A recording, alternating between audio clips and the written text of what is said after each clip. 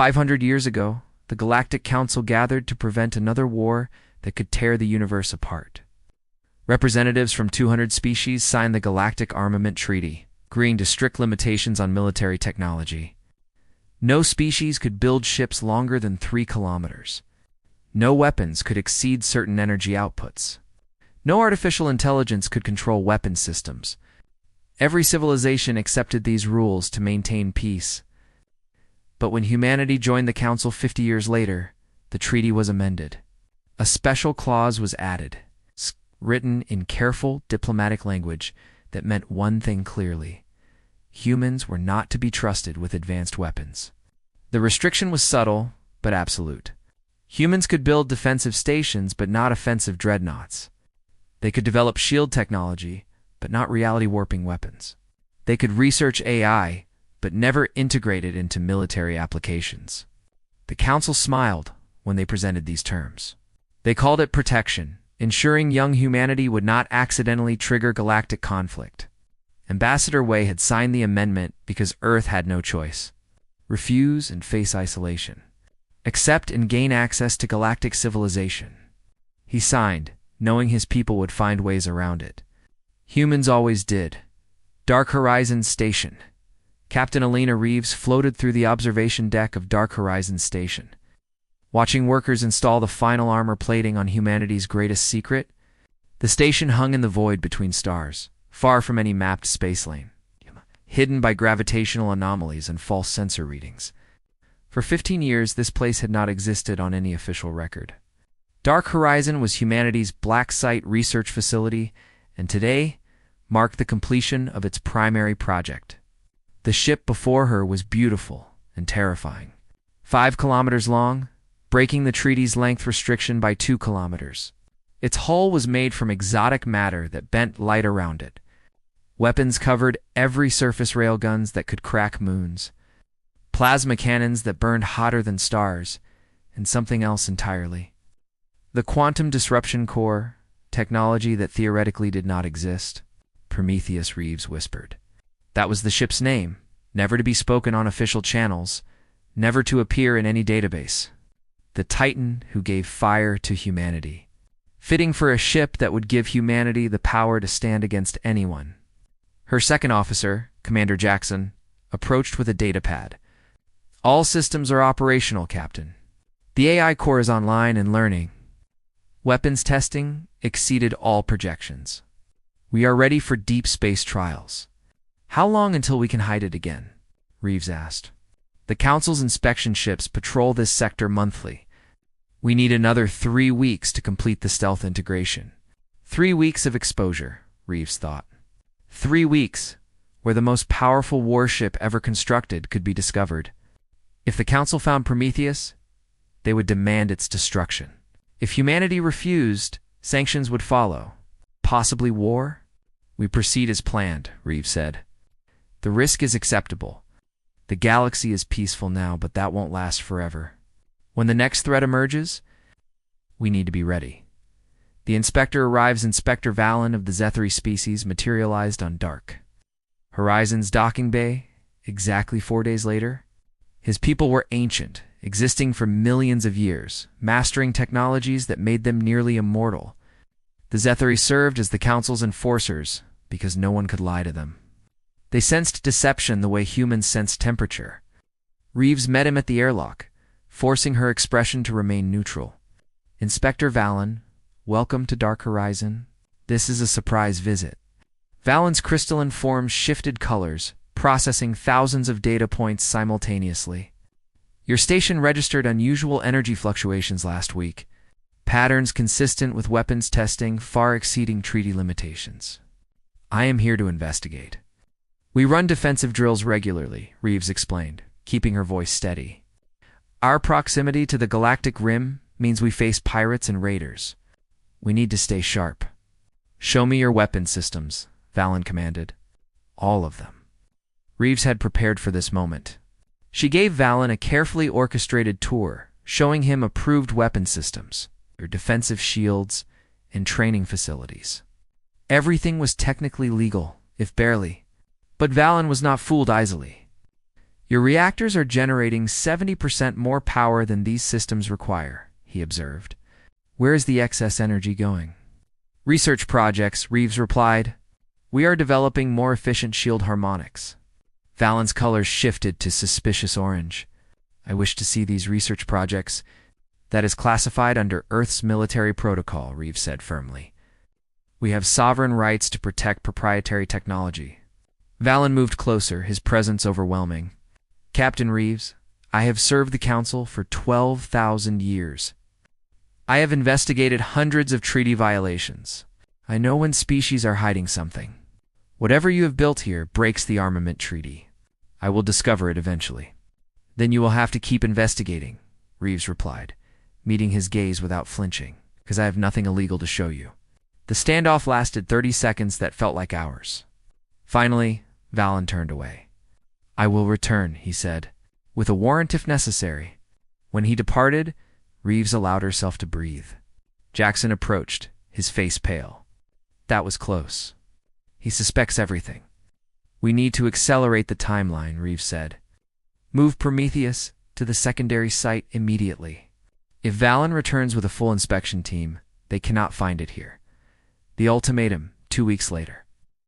The Galactic Council convened an emergency session. Ambassador Wei stood before the assembly, knowing this would not go well. The Council had reviewed Inspector Valen's report, and they were not pleased.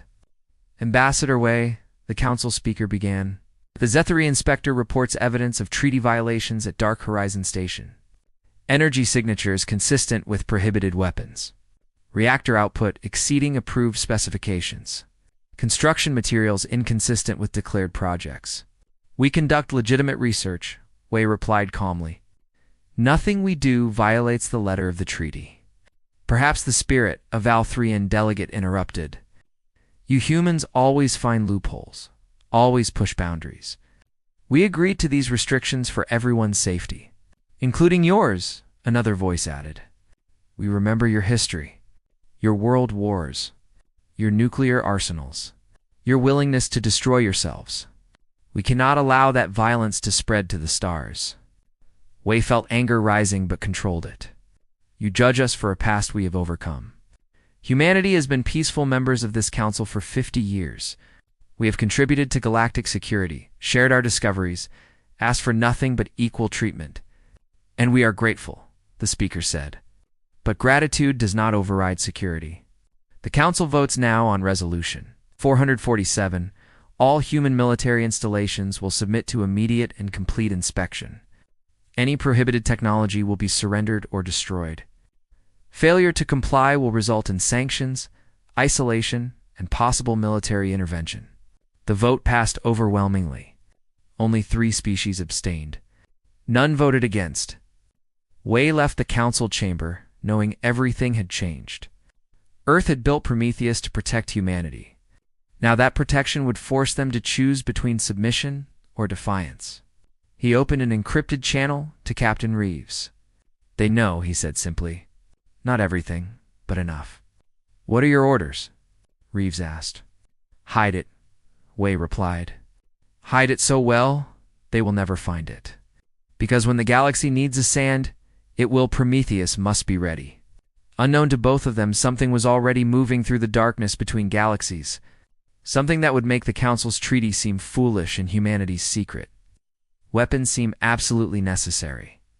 3 months after the Council's ultimatum, deep space monitoring stations began detecting anomalies.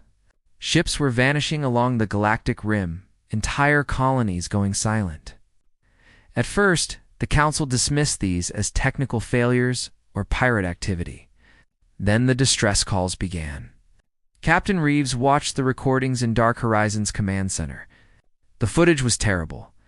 Alien warships being torn apart by weapons that seemed to warp reality itself. Colonies burning under bombardment that penetrated every known shield.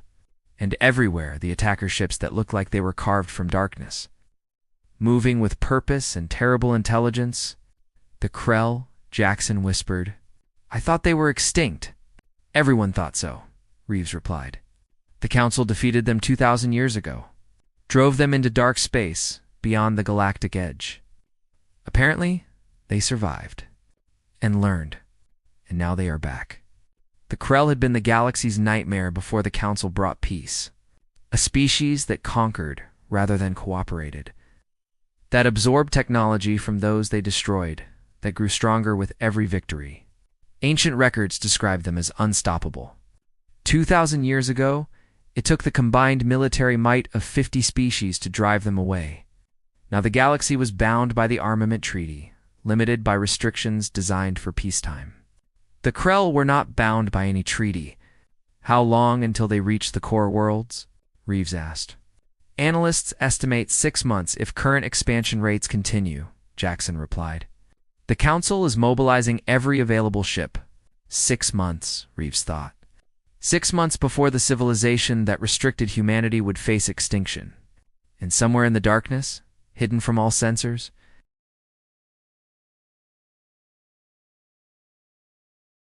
Prometheus waited. The warship humanity built to break every rule. The weapon that could change everything. If only they were allowed to use it. The first major battle occurred at the Valorian system, home to 12 billion souls and the Council's largest shipyard. Fleet Admiral Torvin commanded 300 warships, representing 20 different species. They met the Krell Armada at the system's edge, confident their numbers would overwhelm the invaders. The battle lasted for hours. When it ended, Torvin's fleet was gone. The recordings were analyzed by military experts across the galaxy. The Krell ships moved unlike anything previously encountered. Their hulls shifted and adapted, absorbing damage and learning from every strike. Energy weapons that destroyed the first Krell ship were ineffective against the second. Kinetic weapons that worked initially were neutralized by the third engagement. The Krell were adapting in real time, evolving their defenses faster than the Council could adjust tactics.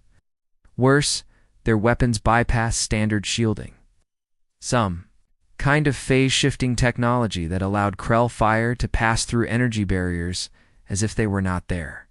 Ships exploded from the inside, crews dying without understanding how the enemy had struck them. Ambassador Wei watched the disaster unfold from Earth's embassy station. Around him, representatives from dozens of species argued and panicked. "This is impossible," someone shouted. "Our shields are based on quantum field theory. Nothing should penetrate them." "The Krell don't care about theory," Wei replied quietly. "They care about results, and they are winning." "How many systems have fallen?" another delegate asked. 14 in the first month, Wei said. 43 in the second. 81 last week. They are accelerating, taking worlds faster than we can evacuate them. "We need reinforcements," the Council speaker declared. "Every species must contribute their maximum military capacity." "We already have," someone replied bitterly. "We are losing anyway." The speaker turned away. "Earth has held back forces. Your treaty restrictions limited your military, but surely you have reserves." "Ambassador, we need everything." Wei chose his words carefully. "Earth has complied with every treaty restriction. Our military capacity is exactly what we reported." The lie was smooth, practiced. Dark Horizon and Prometheus remained classified at the highest levels. Only a dozen people in Earth's government knew the truth. "But we can contribute in other ways," Wei continued. "Our engineers could help analyze Krell technology. Our strategists could offer tactical insight. Humanity's gift is innovation. We will help however we can." It was a careful dance. Offering assistance without revealing the secret that could change everything. Authorization Prometheus Alpha Captain Reeves received the encrypted transmission at 0300 station time. The message was brief, containing only a code phrase she had memorized 15 years ago, but never expected to hear. Authorization Prometheus Alpha. Defend Earth at all costs. She was out of bed and in the command center within minutes. Jackson met her there, already pulling up tactical displays. "You received it too?" she asked. 30 seconds ago, Jackson confirmed. "The authorization comes from the highest level, the President himself." Reeves studied the displays. Krell advance had accelerated dramatically. They were now 70 light-years from Earth, consuming everything in their path. At current rates, they would reach human space within weeks. "Show me Prometheus status," Reeves ordered. The holographic display materialized, showing the warship in its hidden berth. All systems showed green. The ship was ready. It had been ready for years, waiting for this exact moment. Jackson voiced the question they both were thinking.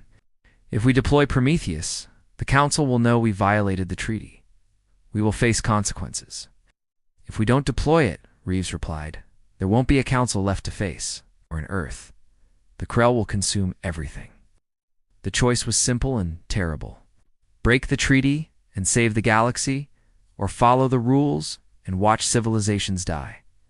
Reeves made her decision in seconds. Recall all personnel to Dark Horizon. Full combat alert. We launch Prometheus in 6 hours. What's our destination? Jackson asked. Reeves pulled up the tactical map, showing the Krell's projected advance.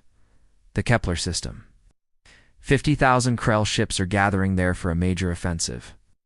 Intelligence suggests they are preparing to split their forces and attack multiple core worlds simultaneously. And we are taking one ship against 50,000. Jackson's voice was steady despite the odds. One ship, Reeves confirmed. But it's the right ship. Contact Earth Command. Tell them Prometheus is operational and moving to engage the launch dark. Horizon Station transformed as personnel prepared for launch. Technicians ran final system checks. Engineers verified weapon integration. The AI core, codename Oracle, ran through combat simulations at speeds impossible for biological minds. Captain Reeves stood on Prometheus's bridge, watching her crew take their stations. They were the best humanity had pilots who could think in 3 dimensions, gunners with reflexes enhanced by neural interfaces, engineers who understood systems nobody else had seen. This crew had trained for this moment their entire careers. All stations report ready, Jackson announced from the tactical console. Prometheus is online and at full capacity. Reeves activated the ship-wide communication. This is Captain Reeves. For 15 years, we have kept this ship secret, building something the galaxy said we should not have. Today, we prove why it needed to exist. The Krell have destroyed 81 systems, killed trillions. Council's fleets cannot stop them, but we can.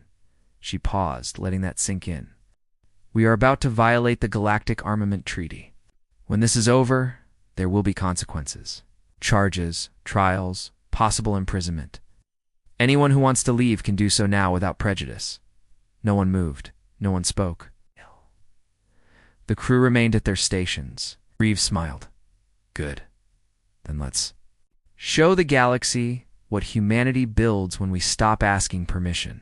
She turned to the helm. Engage quantum drive. Take us to Kepler system. Maximum speed.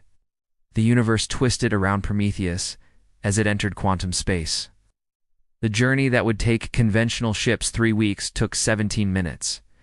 When they emerged at the edge of the Kepler system, every sensor in the region detected them, including the Krell. The Krell fleet in Kepler system was massive. 50,000 ships, ranging from small fighters to capital vessels the size of cities. They hung in space like a dark cloud, preparing to launch their offensive. Prometheus's arrival changed everything. We are being scanned, Jackson reported. Every Krell ship in the system just turned toward us. How many? Reeves asked calmly. All of them, Captain. All 50,000. On screen, the holographic display filled with hostile contacts. Red indicators surrounded Prometheus from every direction. Any conventional ship would have been destroyed in seconds. Reeves studied the formation, noting weak points, overlapping fire zones, vulnerable clusters. Oracle, she addressed the ship's AI tactical analysis. Oracle's voice was calm, almost serene. Enemy fleet composition identified. Adaptive shielding detected on 97% of vessels. Conventional weapons effectiveness estimated at 12%. Recommended strategy: deploy quantum disruption weapons. Authorized, Reeves said. All batteries, fire at will. Prometheus opened fire, and the Kepler system learned what humanity had built in secret. The quantum disruption cannons did not simply destroy enemy ships. They erased them from reality. The weapons created localized breaks in space-time, small bubbles where physical laws stopped applying. Krell ships caught in these bubbles simply ceased to exist. No explosion, no debris. They were there, then they were gone. The Krell fleet reacted immediately, adapting their shields, changing formations. Their adaptive technology began to counter the quantum weapons. But Prometheus had more surprises. Phase missiles, Reeves ordered. Full spread. Thousands of missiles launched from Prometheus's bays. They did not travel through normal space, but phased in and out of dimensions, appearing inside Krell ships and detonating before shields could react. Hundreds of enemy vessels exploded simultaneously. Still, the Krell came, 50,000 ships focusing their fire on one target. Prometheus's shields held, fed by a reactor that bent the laws of thermodynamics. Reality anchor weapons, Reeves commanded. These weapons were the most exotic in Prometheus's arsenal. They locked sections of space into fixed states, preventing the Krell's adaptive technology from functioning. Krell ships found themselves unable to evolve, unable to change, frozen in configurations that Prometheus could easily destroy. The battle raged for 2 hours. 50,000 Krell ships against one human vessel. When it ended, the Krell fleet was gone. Every ship destroyed or disabled. Prometheus remained, scarred but intact. Across the galaxy, civilizations watched sensor recordings in stunned silence. Humanity had built something beyond comprehension, and they had just used it to do what the entire Council could not: defeat the Krell. News of the Kepler system battles spread across the galaxy within hours. Every species monitored the sensor. Data analyzed the recordings, tried to understand what they had witnessed. One human ship had destroyed 50,000 Krell vessels. The mathematics seemed impossible. The Council convened an emergency session. Ambassador Wei stood before them, knowing this moment would define humanity's future in the galaxy. The atmosphere was different than before. Fear, mixed with gratitude, mixed with anger. "You built a dreadnought," the Council speaker said. His voice shook with emotion. "You violated the armament treaty, created weapons that should not exist. Weapons we specifically forbade. We saved 80,000 lives in the Kepler system," Wei replied calmly. "We stopped a Krell offensive that would have reached the core worlds within weeks. Yes, we violated your treaty. Would you prefer we had followed the rules and let the Krell win?" "That is not the point," a Valthrian delegate shouted. "You deceived us. Built prohibited technology while pretending to comply. How can we trust anything humanity says?" The Council devolved into shouting. Some species demanded Prometheus be surrendered immediately. Others called for sanctions against Earth. A few voices argued for understanding, pointing out that humanity had saved them all. Inspector Valen rose from his seat, his crystalline form glowing with authority. "I investigated Dark Horizon Station months ago," he said. "I suspected treaty violations, but could not prove them." Captain Reeves concealed her ship expertly. "The deception was masterful." He paused. "However, I now understand something I did not before. The treaty clause added when humanity joined the Council was not about maintaining peace. It was about maintaining control." The chamber fell silent. Valen continued, speaking words that had been unspoken for 50 years. "We feared humanity's capacity for innovation. Your species advances faster than any civilization we have encountered. You combine technologies in ways we never imagined. You take impossible problems and find solutions. This terrifies us. So we restricted you. We told ourselves it was for everyone's safety. In truth, it was because we feared what you might become." Murmurs spread through the assembly. Valen had just revealed what many suspected but none dared say. The truth. Revealed Captain Reeves was summoned to testify before the Council. She entered the great chamber in full military uniform. Walking to the center platform where accused parties traditionally stood, Prometheus waited in orbit above the Council station, its weapons powered down, but its presence undeniable.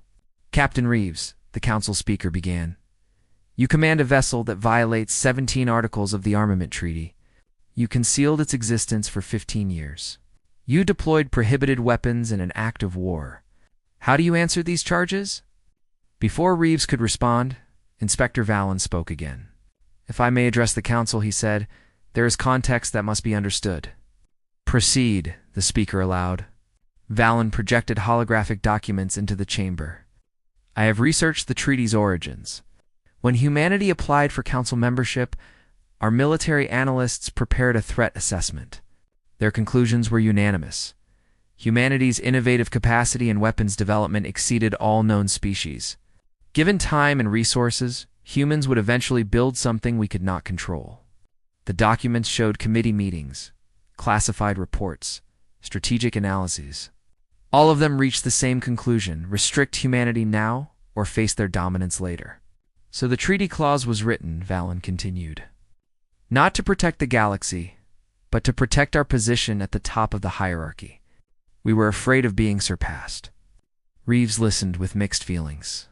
Vindication and anger warred within her. Captain Reeves, the speaker said, do you have anything to say in your defense? Yes, Reeves replied. Her voice carried through the silent chamber. You banned what you could not control, not what was dangerous. You limited our weapons not because they threatened peace, but because they threatened you. She gestured to the holographic displays showing the Krell advance. For 2,000 years, you enjoyed safety because the Krell were gone.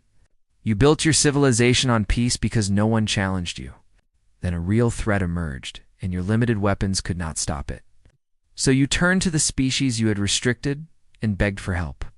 The council chamber erupted in protest, but Reeves continued. We built Prometheus because we knew this day would come. Humanity has learned that peace only lasts when you have the strength to defend it. You tried to keep us weak. We chose to be strong anyway. And that strength just saved your lives. The impossible decision: for 3 days, the council debated humanity's fate. Arguments raged about treaty violations, precedent, the balance between security and sovereignty. Some species demanded Prometheus be destroyed immediately. Others argued that humanity had proven their responsibility by using the ship only when absolutely necessary. Ambassador Wei waited in Earth's embassy, watching the political battle unfold. His career had been built on diplomacy, on finding compromise, on building bridges between civilizations. Now he watched those bridges burn. On the third day, the council speaker requested a private meeting with Wei. They met in a neutral location, just the two of them. Ambassador, the speaker said, the council is divided. Half want to expel Earth and destroy your ship. Half want to thank you and rewrite the treaty. I need to understand your intentions. What will humanity do with Prometheus now? Wei considered his response carefully. We will keep it, he said simply. We built it to protect ourselves and our allies. That purpose has not changed. And if the council orders it destroyed, then the council will learn whether their fleets can accomplish what the Krell could not. Wei replied evenly. I hope it does not come to that. So do I, the speaker admitted. Because I have seen the projections. If war breaks out between humanity and the council, we lose. Your single ship changed the military balance of the entire galaxy. That is what terrifies us. Power without oversight. Strength without control. The speaker looked old suddenly, tired. We built this civilization on rules, on laws that applied equally to everyone. You broke those rules. If we let that stand, what prevents others from doing the same? The difference, Wei said, is that we broke your rules to save you, not to conquer you. We could have let the Krell destroy the council, then stepped in to claim the ruins. Instead, we risked everything to stop them. That should tell you something about humanity's character. The final vote came on the 7th day. The resolution was unprecedented. The Galactic Armament Treaty would be abolished entirely and replaced with a new framework. The New Partnership Accord, it was called. Instead of limiting all species equally, it established mutual defense obligations and transparency requirements. Each civilization would maintain military forces appropriate to their needs. But all would share intelligence about external threats. Humanity would keep Prometheus. In exchange, Earth agreed to several conditions. First, the ship would be registered with Council security. Second, human engineers would share some of their technological advances to help other species defend themselves. Third, Prometheus would respond to Council requests for assistance against existential threats. Captain Reeves attended the signing ceremony via holographic link from her ship. She watched as Ambassador Wei signed humanity's name to the new accord. "We are equal partners now," Wei said to the assembled delegates. "No restrictions, no special clauses. We stand together or we fall separately." The applause was not universal, but it was genuine. The galaxy had changed. Humanity had forced that change by building something they were told they could not have. Inspector Valen approached Wei after the ceremony. "I once thought you were dangerous," the ancient being said. "I was right. But I understand now that sometimes danger is what protects us. Keep your ship, Ambassador. Keep your secrets. But remember this, the galaxy will be watching. Always. We will remember," Wei promised. As the ceremony concluded, Reeves stood on Prometheus's bridge, looking at the stars. Her crew had performed magnificently. The ship had exceeded every expectation. But she knew this was not the end. The galaxy was vast. The Krell were defeated, but other threats existed beyond known space. Prometheus would be needed again. Captain Jackson approached with a datapad. "Earth Command is asking about the crew. Word has spread about what we did. Every nation wants their people back. Heroes, they are calling us." "We are not heroes," Reeves said quietly. "We are the people who built something we were told we could not build and used it when no one else could. That is different." The ship hummed around them, power flowing through systems designed to break reality itself. Humanity's forbidden warship. The weapon the galaxy tried to ban. It hung in space now, no longer secret, no longer hidden. A promise and a warning to any who would threaten the fragile peace. Some things, Reeves thought, are too important to be controlled by others. Some responsibilities cannot be surrendered. Some weapons must exist, even if they frighten those they protect. Prometheus would remain. Not because the Council allowed it, but because humanity had proven they could be trusted with power.